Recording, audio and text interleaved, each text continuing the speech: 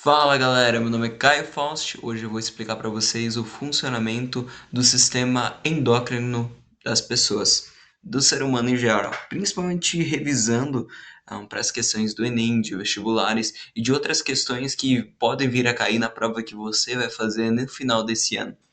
Vamos começar entendendo o que é o sistema endócrino. E para entender o que é o sistema endócrino, precisamos saber o que é um hormônio.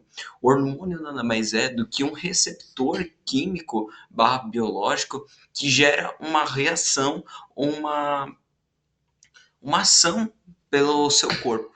Por exemplo, quando a gente come alguma coisa, existem dois hormônios principais que fazem parte da retirada e da absorção da glicose entre outros organismos, principalmente a glicose, dentro do seu sangue, que é a insulina e o glucagon. Deixa eu... Insulina e o glucagon. Cagon. A insulina ela é responsável principalmente para você injetar um, açúcar.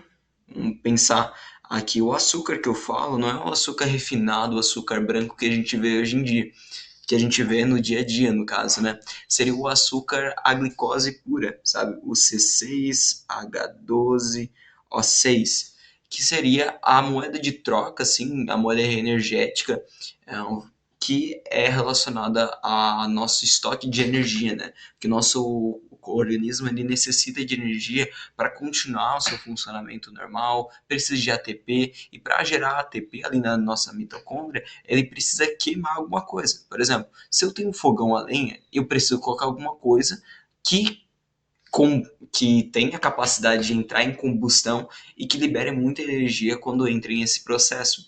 E, analogicamente, um fogão a lenha, uma fogueira, o carvão, ele seria nada mais é do que a glicose, ou seja, é um material, é o comburente, não, é o combustível, perdão, o comburente seria o O2, como aceptor final de elétrons, mas ele seria o combustível para a gente gerar o ATP, que é a adenosina trifosfato, que quando vai quebrar a ligação, ele vai gerar uma energia química que vai fazer os processos metabólicos e processos biológicos acontecerem por conta dessa transferência de energia.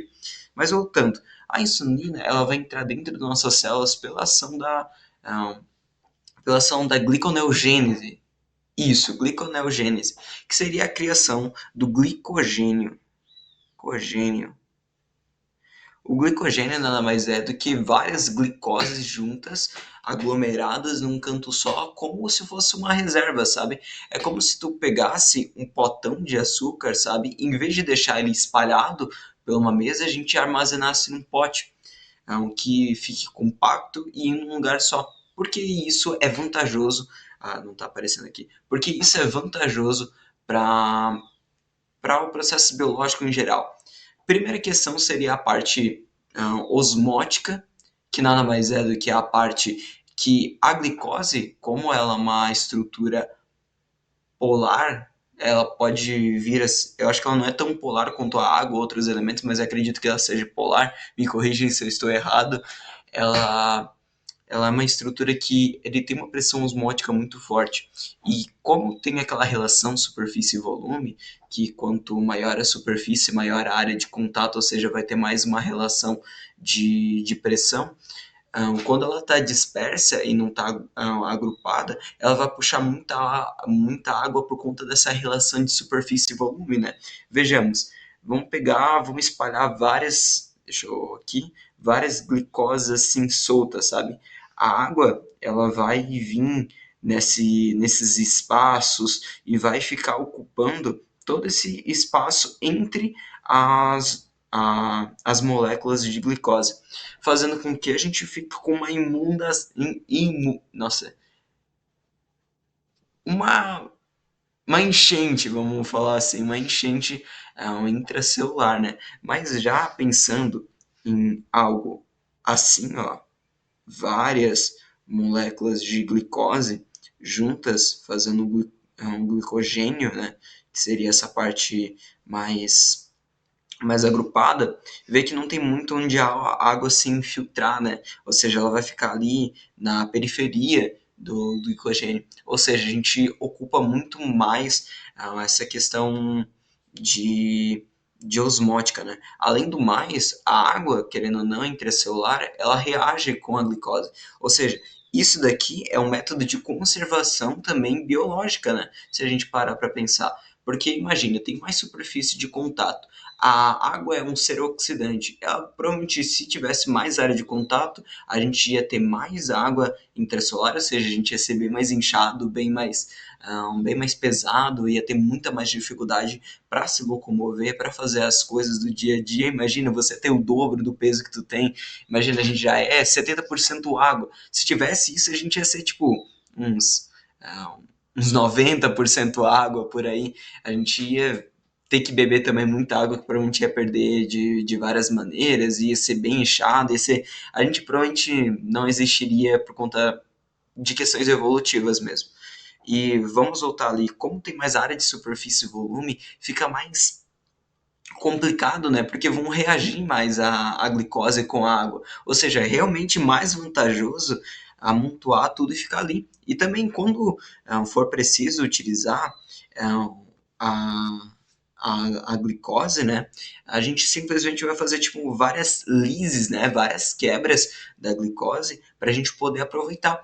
E a insulina, ela vai ser responsável. A gente já mudou bastante assunto, adoro falar dessa maneira. A insulina é justamente que vai fazer o glicogênio fazer ser formado, né? E tá, glicogênio sendo formado ali dentro da célula e tudo mais, mas quando a gente precisar realmente utilizar esse glicogênio, quem vai atuar? O que vai ser disparado? Que seria o nosso querido glucagon. O glucagon ele vai ser responsável para justamente fazer aquela lise que eu tinha falado. Claro que ele tem é muito mais complexo que isso. O glucagon ele não necessariamente, eu acho que está na corrente sanguínea, se eu não estou enganado. Ele fica armazenado dentro do músculo. Acho que esqueci o nome da estrutura da bolsa, que aí expulsa ele para a corrente sanguínea, que aí normalmente ele vai ser armazenado, a glicose provavelmente nos músculos, no fígado, se eu não estou enganado, que tem mais concentração de glicogênio, e tem toda uma estrutura, mas em geral, o glucagon, o que tu precisa saber? Ele é o responsável pela retirada.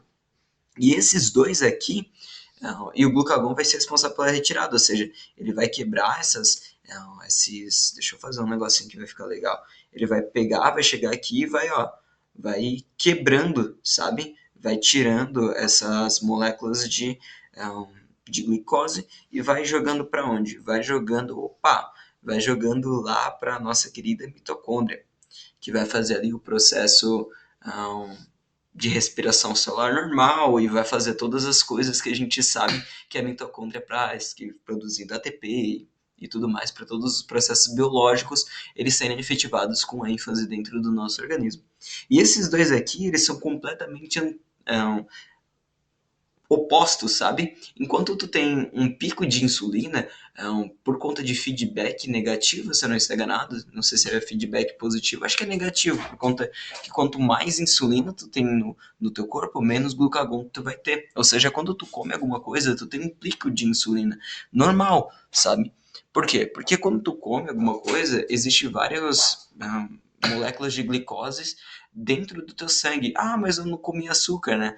Carboidrato dentro do nosso corpo vira glicose. Então, quando você ingere alguma coisa, você tem um pico de insulina, e isso liberado, os dois, é legal falar isso, pelo nosso querido pâncreas. Mas, opa, a caneta tá bem esquisita. Pelo nosso querido pâncreas. Mas a parte do pâncreas é endócrina, porque o pâncreas ela é um órgão que ele tem duas funções. Tem uma função tanto digestória, liberando principalmente ali o suco pancreático, né, ali no duodeno, que ele vai neutralizar ali o quilo, né? É o quilo que sai do estômago, aquela massa ah, que sai do estômago e vai para o intestino antes de ir, né? Na parte ali do duodeno, mas essa parte aqui é a endócrina, ou seja, a parte que vai para a corrente sanguínea e não pelo duodeno, que é a parte ali mais digestória. E no pâncreas também tem, é legal falar isso, que tem um macete chamado GAB, que seria o seguinte: existem duas células que seriam as responsáveis pela produção da insulina e do glucagon, que seria a célula alfa e a célula beta. E aí, a célula alfa, ela produz o glucagon, né? Glucagon, e a célula beta produz a insulina. Ou seja, GAB é um glucagon, alfa, beta, insulina. Ou seja, sempre gravo isso, que normalmente às vezes cai numa questão de alguma deficiência em alguma célula pancreática. Às vezes ele fala assim, mas deficiência na célula alfa do pâncreas. O que que isso pode gerar? Uma perda na uma perda da eficiência na retirada de glicose intracelular, de glicogênio intracelular, um mau aproveitamento dos estoques de energia intracelular. Eu não consigo pensar muito bem de cabeça agora uma questão que poderia relacionar isso. Não lembro também nenhuma questão de cabeça, mas é algo que rotineiramente tu pode encontrar nas questões e nos vestibulares, que seria essa relação entre as células alfa e a célula beta. Mas voltando aqui, o pâncreas é responsável pelos dois. E quando um está em alta, normalmente o outro ele está em baixa. E tem muitas questões muito legais sobre a insulina que a gente pode relacionar, tanto pela questão que normalmente, rotineiramente, o pessoal pensa assim, insulina e diabetes, e tem muita relação, tanto a diabetes tipo 1 quanto a diabetes tipo 2, existem maneiras diferentes de a gente se enxergar a insulina. A diabetes tipo 1, se eu não estou enganado, é a diabetes genética, ou seja, tu não tem receptores o suficiente de insulina, porque para a insulina ela agir, ela não age por si própria, né? Ela precisa de alguma coisa para que entenda que ela está agindo. Não sei se isso ficou claro. Ela necessita de um receptor para a sua ação ela ser realmente efetivada. E no tipo de diabetes 1, esse receptor ele tem uma deficiência genética, ou seja, a gente tem uma deficiência que a pessoa nasce assim, geneticamente, ela nasce por expressões e tudo mais, e ela tem ou, acho que é uma ausência ou uma deficiência, não lembro certinho, não vou passar para vocês, mas ela nasce assim e ela tem essa deficiência nos receptores de insulina. Já a diabetes tipo 2 é uma saturação desses receptores. Perdão se eu falar alguma coisa aqui que esteja um pouco fora da linguagem médica e também da normalidade. Estou só fazendo uma revisão aqui, eu posso estar errando alguma coisa. Se vocês notarem algum erro, por favor, comentem aí nos comentários. Mas até onde eu sei, ali na diabetes tipo 2, existe uma questão que quanto mais picos de insulina tu tem durante tua vida, né? Tu vai tirando a sensibilidade dos receptores de insulina, ou seja, tu não fica com uma deficiência dos receptores em si, mas eles ficam meio que desgastados, sabe? Ou seja, a tua insulina ela não funciona muito bem no teu organismo por conta desses excessos de sobe e desce de insulina. Tipo, tu come alguma coisa, vamos pegar um gráfico aqui, vou colocar aqui insulina por tempo, né? Tá, tu tá aqui no normalmente, né, insulina por tempo, deixa eu ajustar. Tá aqui, normal, insulina, tu come alguma coisa e aí tu desce. E tá vendo que ele desceu para baixo, de onde estavam normalmente? Isso é proposital, né? Porque quando tu tem um pico de insulina, normalmente tem um ápice também um pouco mais abaixo, por conta justamente da ação do glucagon. Que o glucagon, vou fazer de azul aqui, ele vai fazer isso aqui, ó. Ele vai ficar em baixa, e aí ele vai também aumentar um, antagonicamente a insulina, né? Então a gente vai ter essas duas relações. E também, tu pode ter ouvido a insulina também, muito pelas questões do bodybuilding, né? O caso do Gunley, que foi muito falado, que não foi a insulina necessariamente, pelo que eu vi, foi por conta de um problema cardíaco, que foi provavelmente potencializado pelo uso de esteroides, mas também várias pessoas já morreram pelo uso meio que o uso meio errado, né, da insulina, o uso perigoso, eu tô tentando achar a palavra aqui na minha mente, o uso perigoso da insulina, que seria o quê? Quando tu tá no bodybuilding, o que que você quer mais? Você quer mais músculos? Você quer mais o pump, né? Você quer ter um, um elevado volume muscular. E um jeito de conseguir um enorme volume muscular é justamente treinando. O uso de hormônios também, ele garante algumas coisas, né? Por conta de várias questões também endócrinas, né? Porque a testosterona, ela tem, como mesmo ela tem uma ação de elevar os níveis de processo de restauração muscular, ou seja, tu fica com mais músculos, né? Tu tem maior capacidade de se regenerar e também de ficar com o tônus, né, muscular maior. E também tu precisa, né, de bastante glicose, né, porque gasta muita energia, né. E quando tu tem, assim, quando tu come, o que eles fazem? Come bastante carboidrato, come bastante coisa e logo em seguida aplica a insulina. Para quê? A insulina não é justamente o hormônio que ele entrega para as células a glicose. E quando tu entrega as células para a glicose, tu meio que tem uma, um alto estocamento de energia para aquilo, ou seja, tu tem um alto ganho de volume até, né? De massa muscular, porque tu injeta a glicose dentro do músculo, principalmente, né? Ou seja, teu músculo cresce quando tu tem uma alta ingere bastante carboidrato e depois aplica insulina. Só que existe uma coisa, né? Quando tu tá com, eu vou desenhar de pegar aqui, fazer limpinho. Quando tu tem, por exemplo, várias moléculas de glicose no sangue, eu vou dizer que isso daqui é o corpo, né? E ali é uma corrente sanguínea. E quando elas vão para cá, ó, a molécula ela vai e entra dentro das tuas células. Elas estão todas aqui dentro da tua célula. E a insulina, vou fazer essa de azul, ela está muito alta, alta concentração. Eu não falei para vocês no início que a insulina e o glucagon eles são opostos, né? Enquanto um está muito em alta, o outro está em baixa.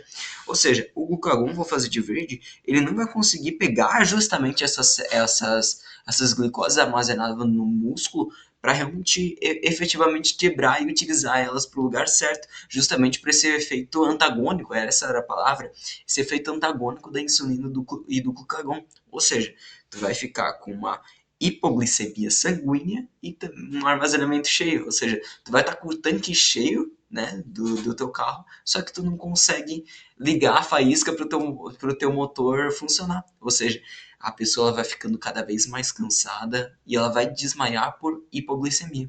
É a mesma coisa, tipo, uma pessoa que está muito tempo sem comer. Claro que existem outros processos, né? Tu vai tendo uma baixa de glicose dentro do teu sangue e tu vai piorando. A mesma coisa aconteceu comigo em alguns treinos de Muay Thai. Eu treinava meio-dia, né? E teve um dia que eu treinei em jejum. Eu não tomei café da manhã, passei a manhã inteira sem comer nada, cheguei meio-dia para treinar Muay Thai. E quem nunca treinou Muay Thai, até pessoas que sabem, ele exige muito da tua capacidade aeróbica, né? Porque é chute, é bastante coisa, é soco, é movimentação, é bastante coisa. Você exige muito da tua capacidade pulmonar. E quando tu faz muito exercício, não tem nada no estômago, não tem nada nas coisas, tu vai perdendo glicose sanguínea. E eu fiquei, nossa senhora, teve uma hora que eu sentei no chão e eu achei que eu ia desmaiar por conta do extremo cansaço que te dá, mas é um cansaço que vai te entotando. Ele meio que é a mesma sensação, não sei se tem relação com uma pressão baixa, não lembro se isso causa necessariamente pressão baixa, mas tu sente meio cansado. Então, tu tá ali no gás, tudo certo, tu sentou e sabe, dá aquela tela preta, justamente por conta desse efeito de hipoglicemia sanguínea. Ou seja, a gente não tem tanta glicose para ser utilizada na corrente sanguínea para a gente fazer os processos metabólicos suficientemente para a gente conseguir se manter de pé.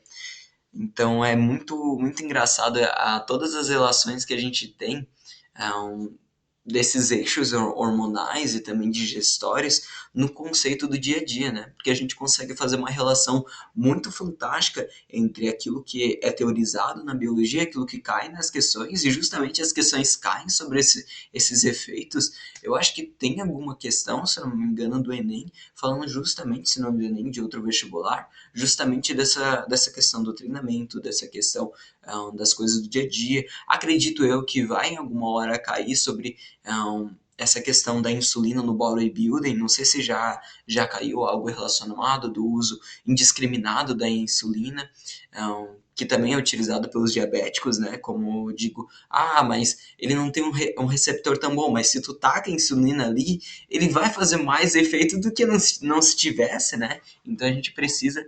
Não, na verdade, corrigindo o que eu falei, sobre a diabetes tipo 1, eu cometi um erro fatal, que a diabetes tipo 1 é da produção da insulina, não tem nada a ver com receptores, até onde eu sei. Lembrei dessa informação agora. A diabetes tipo 2 está tudo certo, é um desgaste nos receptores, mas a diabetes tipo 1, que é a genética, ela não tem nada a ver com destruição ou nascimento sem receptores, até onde eu sei. Ela é justamente da não produção da insulina, perdão pelo equívoco. Mas justamente pelo esse uso indiscriminado e até o uso realmente dedicado pelo médico, que seria isso. Eu acredito que seja isso era para ser uma experiência com o OBS, mas se tornou uma videoaula sobre sistema endócrino e principalmente sobre insulina e glucagon. Espero que isso tenha ajudado vocês. Acredito que é um bom jeito de fazer uma revisão, essa forma, puxando vários elementos, vários assuntos e mudando as coisas. Se eu cometi algum erro, por favor, comente. Eu vou estar respondendo todos vocês aí nos comentários. Então, iniciando esse novo projeto. Muito obrigado a todos vocês. É o primeiro de muitos vídeos aqui do canal. Bons estudos, galera!